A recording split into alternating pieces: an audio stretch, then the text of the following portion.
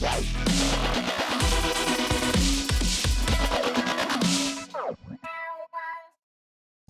everyone, welcome to the Ask Barry V Show. I'm Barry Vanover and this is Miles Baker.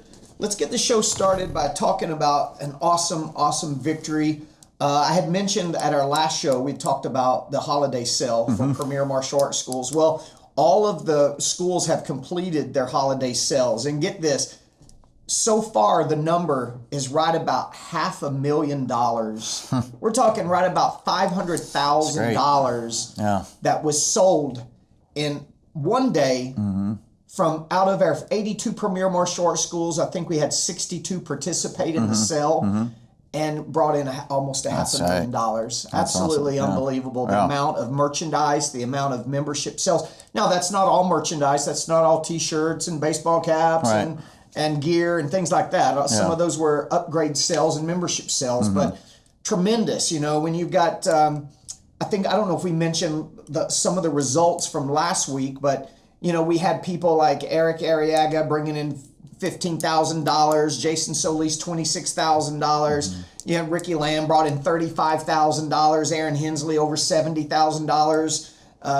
Al Garza and Cody Garza $78,000. And then there were people from all over in between. James Cox did $32,000. All of these was in a one-day Saturday holiday sale.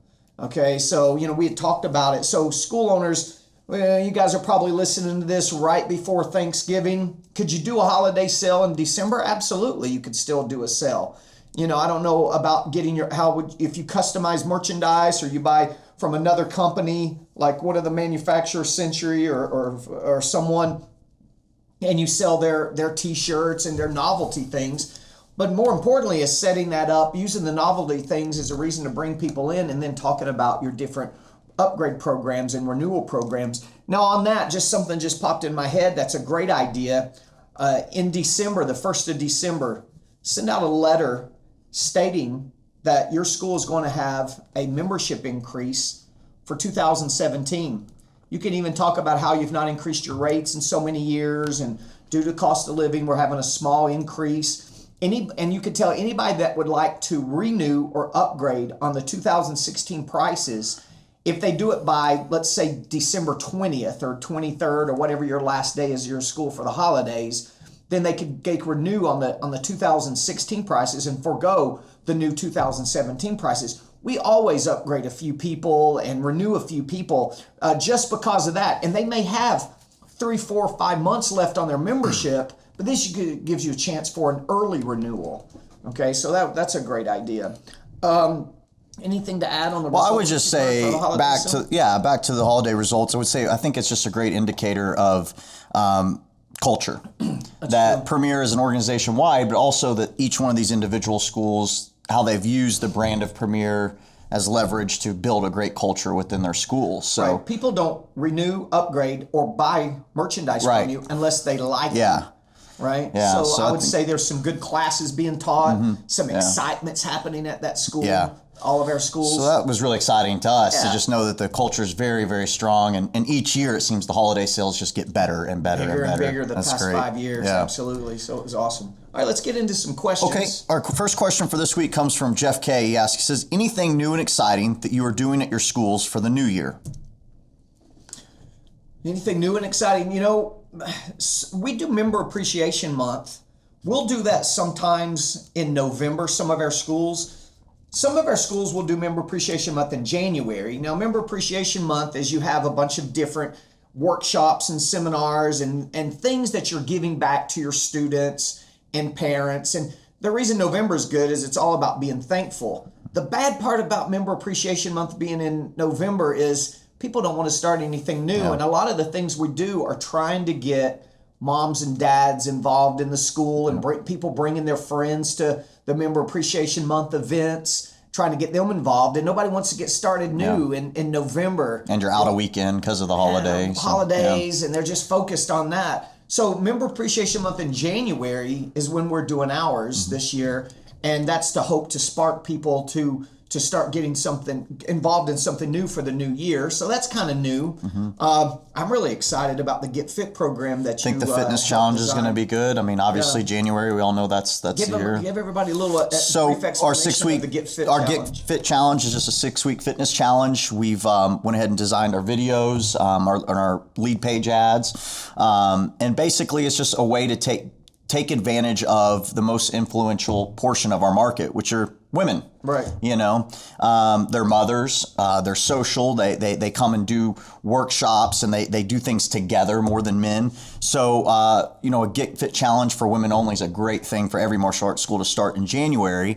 And the great thing is to make sure that you promote it all through December. So you have it all lined up and people are paying in December to start in January. And then you just want to make sure that you have a good quality program that you're going to get a lot of runoff business. So you're going to get the referrals. And again, how many of the women that participate in this are also mothers? So you may very well get some runoff business from their children too. Absolutely. So, yeah. And our clients are getting the Get Fit Challenge included in their consulting package. Some key things about the Get Fit Challenge I thought was unique is that it's 6 weeks. Right. Instead of 12. Yeah. People now Get Fit Challenge or what was the bodybuilding what was it called, 12-week program, and they do a contest around it and all that, and that's a great idea. 12 weeks, though, yes, you're going to get more results for the people that make it through 12 weeks, but we decided to do 6 weeks because they're going to start seeing a result right at about that time, and that's the time that the challenge ends, so that we can get them to do a maintenance program and get into our regular program. And we're doing this to promote our regular adult program, which we teach Krav Maga, right? So one thing we found last year that worked really well, which I mentioned on this show, was our women's self-defense workshops were and continuing to be amazing generator of new students, and it's really packed our Krav Maga classes. Now, it's full of women, but hey, where there's classes packed full of women, there's going to be men show up eventually. You can guarantee that. And then, like you said, all the word of mouth and all of the runoff from people, you know, bringing their kids to classes and things like that. So knowing that there's 3 reasons why adults do martial arts: social, to be around other people, self-defense, which I think we did a good job for the women's self-defense promotion, and continue. We're going to hit that up hard again after the first of the year. And fitness. And this gives us a chance to do the same thing. It seems like on social media, women are the easiest, I don't want to say target, that sounds bad. Right. They're the easiest demographic to get a response from. Especially if it's for fitness. So why shouldn't we jump into that conversation? Exactly. And of course, we're promoting it all of December, because you want classes to start January the 2nd. So, you know, I can't go into complete details about it on the show, but that is something new that we're doing. Between women's self-defense and a fitness challenge, you're hitting the 2 major areas that every woman's concerned with. And you're hitting all 3, social too. And social, So that's I guess the take-home point is women's self-defense and some sort of fitness challenge is what we're doing for New Year. And it's kind of set up like our women's self-defense that we talked about. You know, we're getting them in for a fitness challenge for 6 weeks, training 3 classes a week. And then after 6 weeks, we're going to try to, and we're teaching them regular Krav Maga classes. A good Krav Maga class is cardio enough, right? So we're teaching them a normal Krav Maga program, and then we're getting them to go sign them up right into our year-long or basic membership for Krav Maga training. So that was the gist of that. So that was something kind of new. Couple things, New Year, Our next question for this week comes from Eric T. He asks, can you share with us what experience your students have for black belt testing? Oh, man. That's pretty good. That's a good question. I like that thinking. Different question. Let's see, where to start. How detailed should we go in this answer? We start our students off in January, and we will do 3 monthly. We have a boot camp, and boot camp is going to go from January to June, where our black belt testing is in June. So we'll start this January with a list of candidates that we feel like can go into black belt boot camp.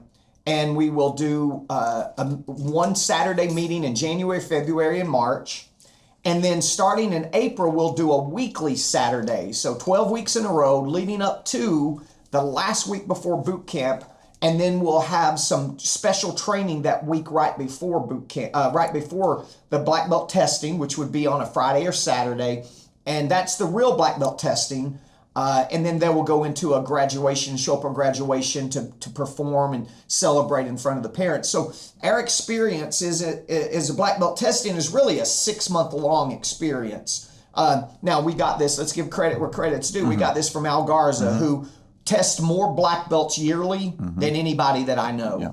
And it's tremendous what they do. They go through a 8 or 9 month boot camp. We're experimenting with a 6-month, but it goes 3 months once a month, 3 months once a week, and then the final week is an intensive training that leads up to their black belt testing. The last day or a day and a half of that, and then the following week would be a more of a ceremony and a graduation. So, and then how we do it as far as what requirements are, that depends on every style. So, but that would give you some ideas of some structure about how to set up your black belt boot camp and experience. And we charge $500 for that experience, and that includes their belt certificate, and we give the kids a samurai sword for them to hang in their house or something. Yep. So. Next question comes from Kyle B. He says, I'm an avid listener of your show. I understand your schools bring in money from paid in full memberships. I never get anyone to pay in full. How do your schools go about getting these students to pay in full? Always a lot of talk about paid in full memberships, and I'm the first person to say that paid in full, getting paid in fulls at your school isn't the bad thing. It's spending every penny you get as fast as you get it. That's the bad thing.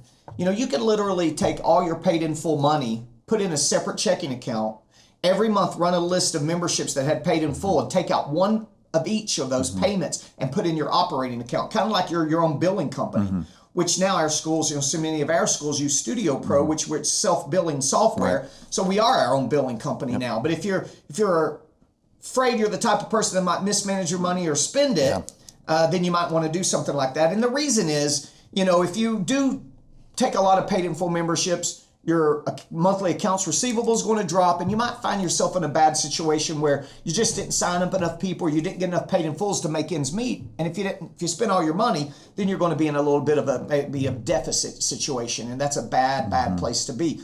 But our systems dictate we're going to do 20 or 30% paid in full. We're not salesy at all. The key thing about getting paid in fulls is the experience of the sign-up process. Now, it doesn't matter if you do a 2-lesson trial program. I know a lot of you guys nowadays do a 6-week for $69 program. That's great too. It's the experience that you're having during that 6 weeks or during those 2 lessons. It's the rapport that's being built. It's the quality of customer service that's happening and that is given. That is allowing you then to sit down and do a real enrollment conference where there's tons of value that has been presented and shown for you to sit down and present your options. Now for us, I guess some key things is you have to show people the total cost of your program before you can get them to pay in full, right? You can't, if you're saying, our memberships are $100 a month or $150 a month, well, how are you going to get them to pay that in full, right? You gotta be able to sit down and show them the total cost of either a 3-year program that's $57.95, and how much they're going to get discounted if they pay that in full, or if they want to finance it, and you're going to give them their options. But the most important thing is that an organized professional presentation is what allows us to generate so many paid in fulls. Now, I'm not going to go through the whole thing and give all the details and secrets, but I would look at your experience that you're putting the students through before they've signed up and make sure that's extremely tight with tons of value, and then I would go into trying to perfect my actual sign-up procedures. All right, so did I answer that? I think so. Yeah, no, I think you did. I don't want to go into we have a technique and a method of doing it. I don't want to go into like you said, the experience and make sure total membership cost. Membership cost, and present. Yeah. We always present 2 things, a financed option or a paid in full option. Yep. We present the paid in full option last, so that's freshest in their mind, and we ask them which one's best for them. That's the kind of the gist of it. But, I know that might have not helped Eric, Kyle, whoever that was. Kyle. Okay. Our last question for this week comes from Rebecca J. She says, our show-ups for events promoted on Facebook are terrible. Any way to improve this? Well, you got to realize what we have found, even with the best market for response on social media is females. we always guess about we can almost guess about 35%. We've seen events and people do 40% show up ratio and 30, but that 30 to 40, 35% show up ratio is about right. Kids can be even a little less for some reason.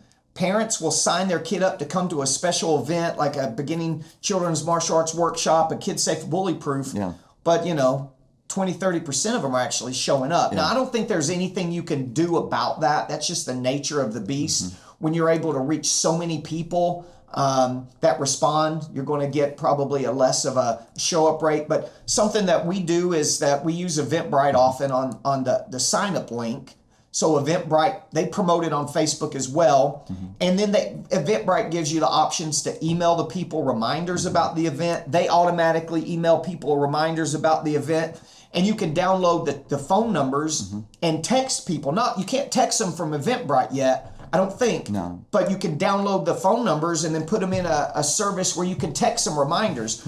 So if we've spent 2 weeks, we do a little email drip system that will email them every so many days, good information to keep them motivated and excited and on top of mind as a reminder about coming to the event. The day before the event, we'll send them a nice, again, reminder email. And the day of the event, the night before the event, we will text them a reminder, like 6 or 6:30 that night, text them a reminder. So there's some things that will definitely help your show-up ratio. But just remember, our experience, social media in general, it is a bad show-up rate. So I don't know if you're already getting 30, 40%, maybe you're doing great. Right? Yeah. If not, then try some of the things that we just mentioned. All right, that's it for this week. All right, sounds good, guys. Thank you so much. We'll see you next time.